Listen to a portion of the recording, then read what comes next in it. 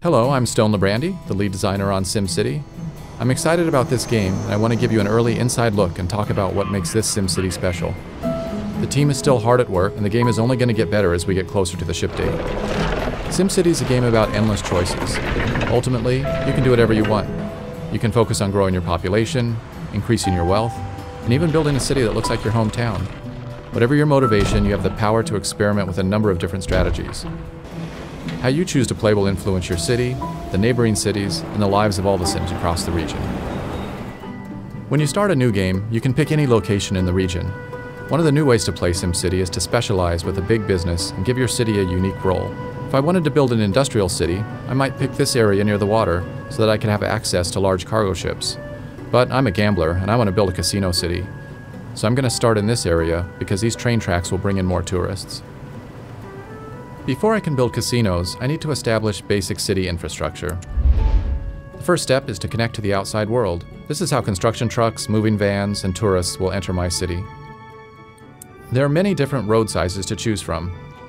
I'm going to make the connection with a wide avenue because I expect a lot of traffic on this road.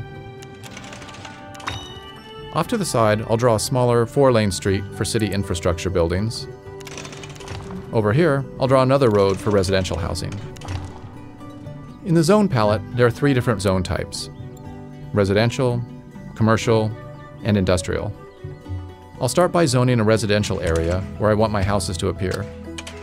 I just paint along the roads like this. The surveyors will prepare the lots and get everything ready for the construction trucks.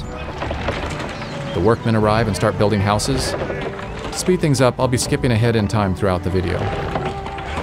Here come my new Sims. Getting them into my town is easy. The trick is getting them to stay. All Sims need 2 things: money and happiness.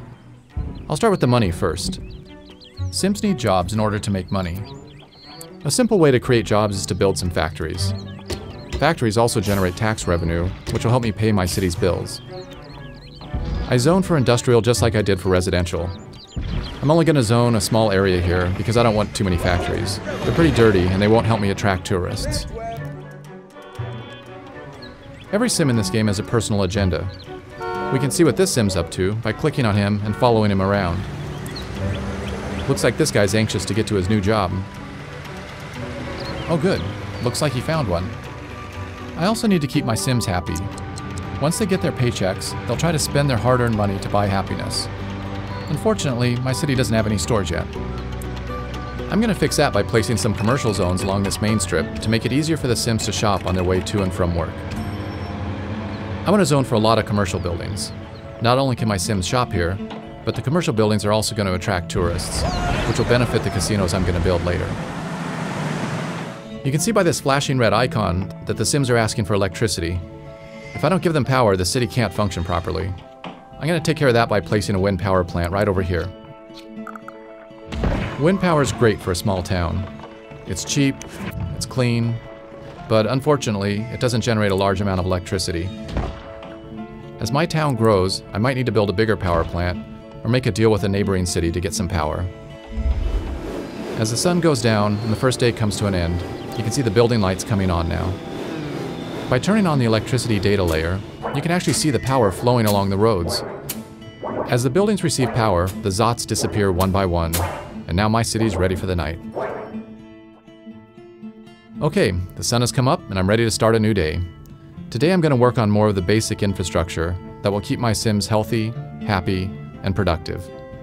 When my Sims need something, they don't keep it a secret. This flashing icon tells me that my buildings aren't getting any water. Let me take care of that now by placing a water tower. Before I do that, I need to see how much water is available. This data layer gives me an X-ray view of the water table. The darker the blue, the more water is available to pump. There's a large amount of water over here, so this is a perfect spot for me to place the water tower. All buildings must be placed along roads. I don't expect too much traffic out here, so I'm going to draw a cheap 2-lane road to the aquifer. The water flows along the roads just like power does. There's no need for me to construct a separate pipe network. Alright, looks like the water problem's solved.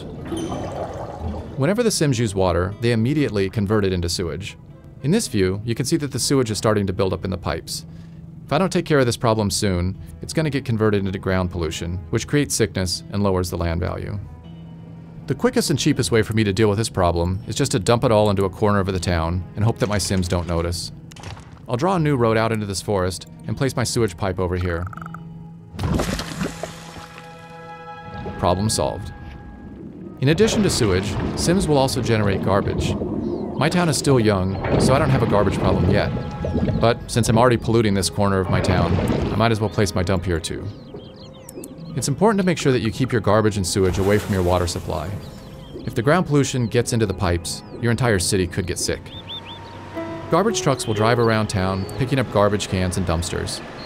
When a truck gets full, it'll return to the dump and unload. Eventually, the dump is going to fill up, and then I'll either have to expand it or start burning the garbage. But that's a problem for another day. I also need to keep my city safe, and my casinos are going to attract a lot of criminals. I could wait until the crime becomes a problem, but it's usually smarter to be prepared ahead of time. Notice that the data layer is showing a green overlay on the streets that are more likely to be patrolled. Crime problems tend to occur in commercial areas, so I'll put my police station over here. There, I have all my basic services in place, and I'm generating a fair amount of money in taxes too. That was a productive day. Now that I have a solid foundation, it's time for me to start specializing in gambling. To save some time, I've jumped forward a few days.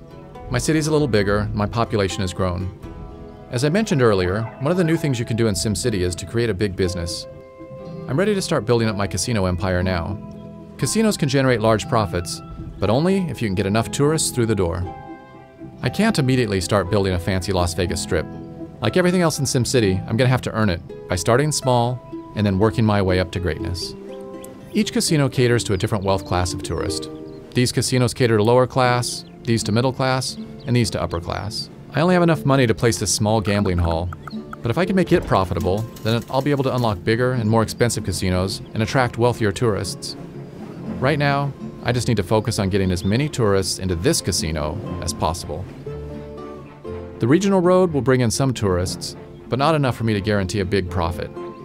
To increase the flow of tourists, I need to provide an alternative mode of transportation into this city. There are several options available to me. Since we already have rail running through the city, this is an easy decision for me to make. I'm going to go with trains. I'll place my train station here to provide tourists easy access to my gambling hall. Tourists will go to any commercial building in my city, but I want to encourage them to gamble, not spend their money on souvenirs and restaurants. Now, I need to connect my station up to the main rail line.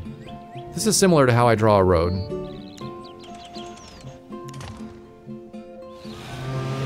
And here comes my first trainload of tourists now. Looks like my little gambling hall is a hit. I'm already making a profit, and things are looking good. My casino city is off to a good start, but I still have a long way to go. That's one of the great things about SimCity. No matter how much you do, there's always new things to try. Thanks for watching. See you next time, and we'll take a closer look at multi-city play in the region.